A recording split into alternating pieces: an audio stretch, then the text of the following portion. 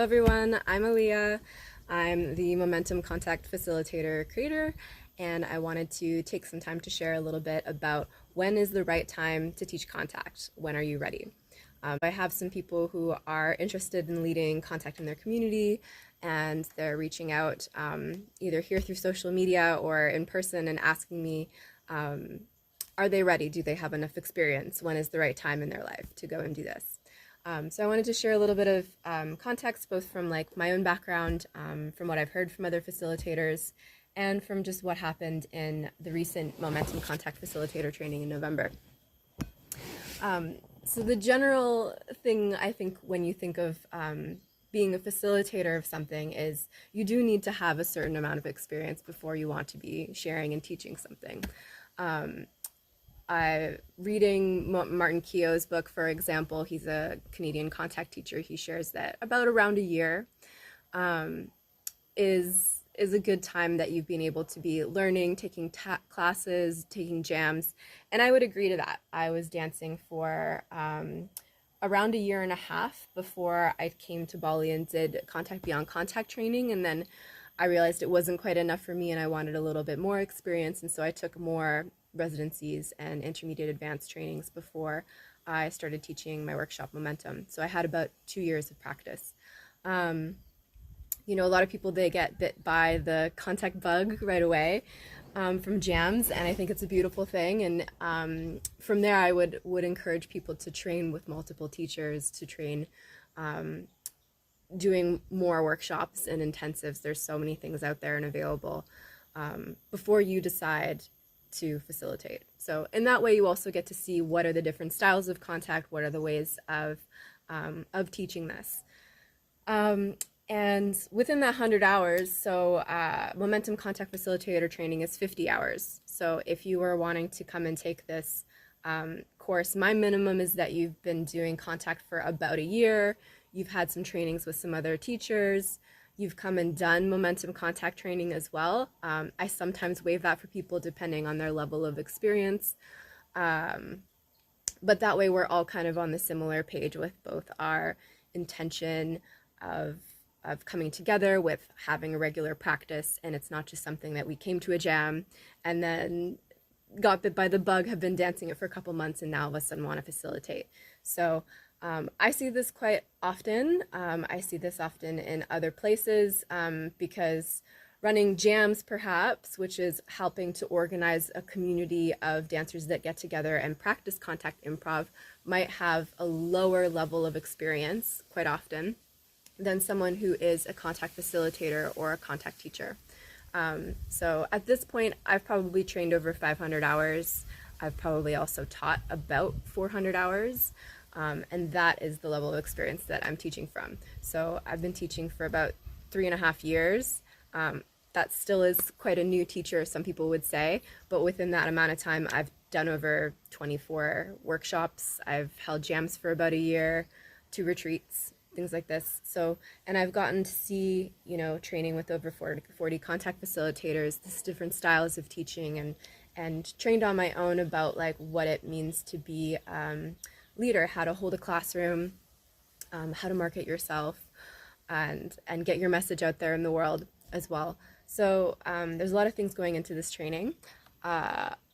And as far as jams go, you know, there's a lot of people who, like I said, they get bit by the bug and they want to share the practice, but they don't have any background in contact. I see this all the time in Bali, people wanting to teach, and for sure you can learn by teaching, but what are you sharing? You know, where's it coming from? You know, there is a lineage of contact improvisation teachers that comes from North America. I haven't trained with the first generation of them, but I'm training with the second generation, like their students that are, you know, now their students are in their 60s and 70s, but I've been training with the names of, you know, Andrew Harwood, Martin Keogh, Kirsty Simpson, Peter Bingham, people like this. So I'm third generation, so the lineage is also really important of who you're learning contact from. So there's a lot of people will post things out there, you know, contact training by so-and-so, or I'm now hosting a jam because I like jams and I just want to get together and make something social for people in my community. that's all cool and fun, and you can put your own style or stamp on it, but are you also doing ongoing trainings and learning yourself from other teachers in order to further the practice? So that's something I would encourage all the time. Just in the last year, I took 3 intensives from different places, both Christy Simpson 3-week residency, went back to Salt Spring Contact Festival, trained with 2 big teachers there. And so once you become a teacher, you need to keep learning still. Otherwise, you become stagnant. You just do. And there's a part of me that wants to sit back and relax while I've studied with everyone, and think that I know everything. And it's like, I don't. For sure, a lot of material and sometimes when I go to festivals can be a repeat for me. And if you see me kind of like lurking or sitting out in the corner, I say I'm conserving energy, but it's like I've learned it already, or I teach that in my own workshops. So it's a bit awkward, but I go because I get to see how other people are holding the space, and I want to learn from teachers who've been doing this in the field for 20 years, 30 years, 40 years, and find my own mentors. So that's something to think about, is like, is this going to be something that you're continually going to invest in besides just coming to a contact facilitation training that's 50 hours? Do you have around 50 hours beforehand? And if you don't, maybe you take the training, it's something that's new to you, around 6 months, but you go out and you do a couple more residencies or workshops or something after this in order to really have a broader scope of what's available. So that's in terms of like hours and experience. The other big thing is that, do you have a desire to contribute to your community, wherever you are? So do you want to share this knowledge and to help others, and to know that it's about them and it's not about yourself? And constantly asking, what do my students need? What does my community need? Do they need more jams? Right now I'm in Bali, it's very jam heavy, and what they need are workshops. So that's why I started teaching workshops, and I host jams sometimes, but like it's not a main thing. And what people needed was a lot of beginners. There's a lot of people who are new entering the scene, and they just want to know, how do I navigate myself with another person, even at a jam? They want to join the jam community. So I give them the tools for that. Your community might look different, right? One of our grads from the last round of Facilitator training, Janice, she was in Berkeley and she was wanting to start a jam specifically for people of color. There are people who weren't meshing with the existing community there, and she wanted to create something that was also for women. So maybe there's a niche in your community. If it's so big and broad, she was in Berkeley and there's a lot of dancers there who've been around for a long time, but what is needed, and sometimes that means you have to go to the community yourself. If there's a community that I want to go be a part of, I go there, I see what are people teaching already. Okay, is there space for what I'm sharing? And sometimes there isn't. Sometimes an existing community might have hesitancy to someone new coming in and teaching. I found this happen over and over again with me, unfortunately. And I just decided to share what I share and see, is there a market for it on my own, basically. And there wasn't necessarily in Thailand. I think when I went into Koh Phangan on my own last December, about a year ago, a lot of people were off island that were the regular contact dancers, and it was probably the wrong time around Christmas as well.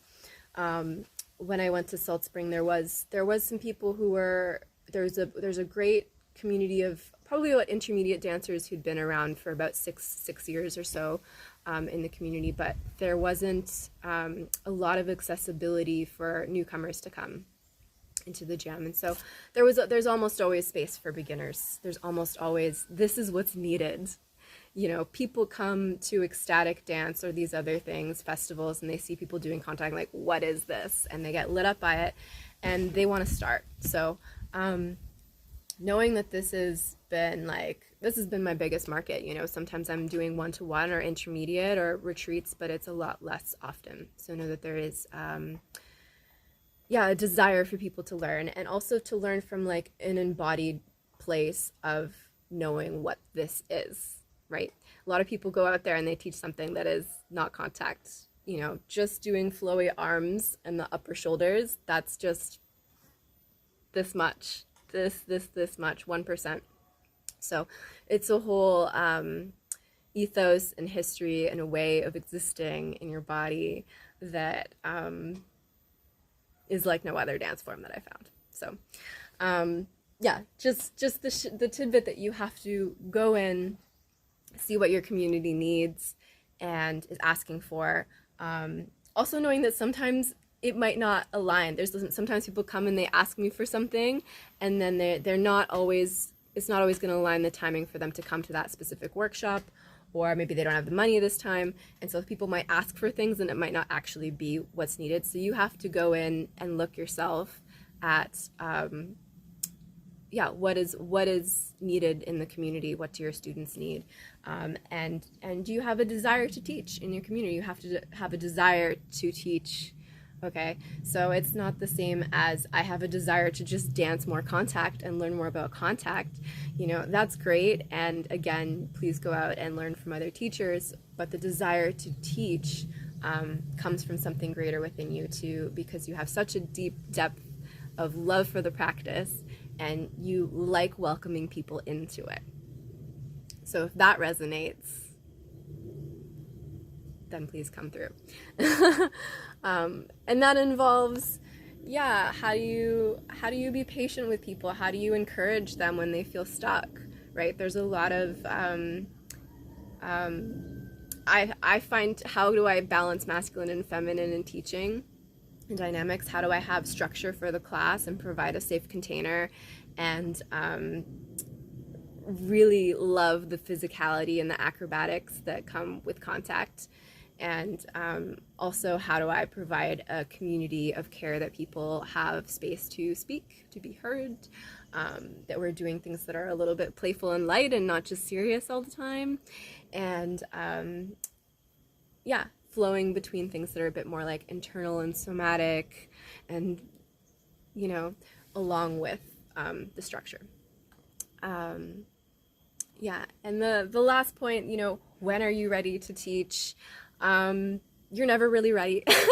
You're never really ready.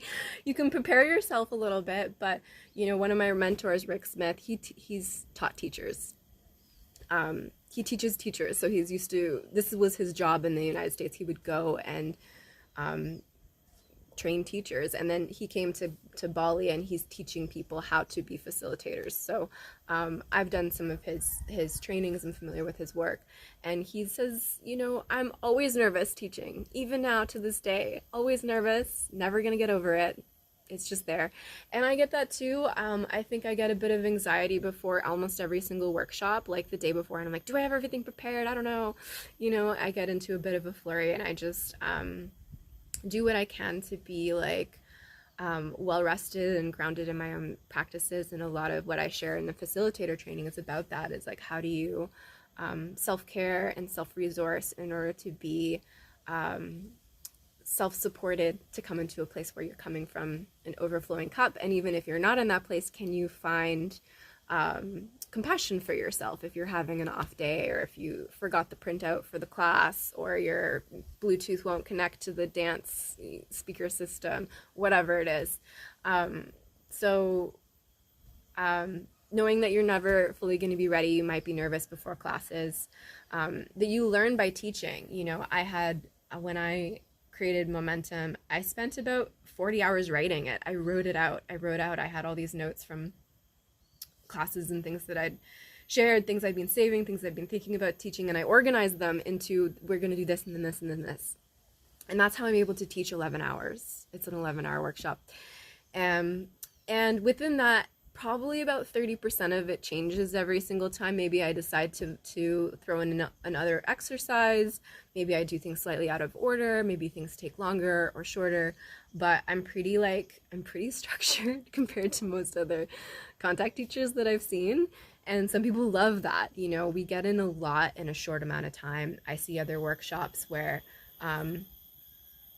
people are just not engaged. It goes so slowly, and it's like when you're in a learning environment, you need people to be engaged.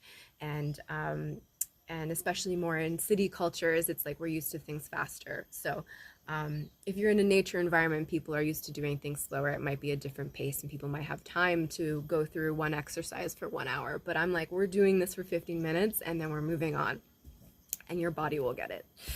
So yeah, know as well that you will learn by teaching. Sometimes I have to go in and I do a contact move, and then I back up and I'm like, okay, now let me break it down for you. I did this, and then we did this, and then we reached over this way, and I'm still leaning back with my sacrum.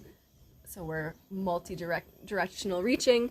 And yeah, you have to develop your own language as you teach, as you go. So I give a formula, and in the Momentum Contact Facilitator training, it's like, this is just an offering. Like, I'm offering what's been working, that is repetitively been working. Like, I've taught this workshop 22 times, and it's a system, and you're welcome to take what works and leave what doesn't work, right? And you're welcome to bring things into your own vocabulary and make it your own. So there's no like 100% it has to be done this way.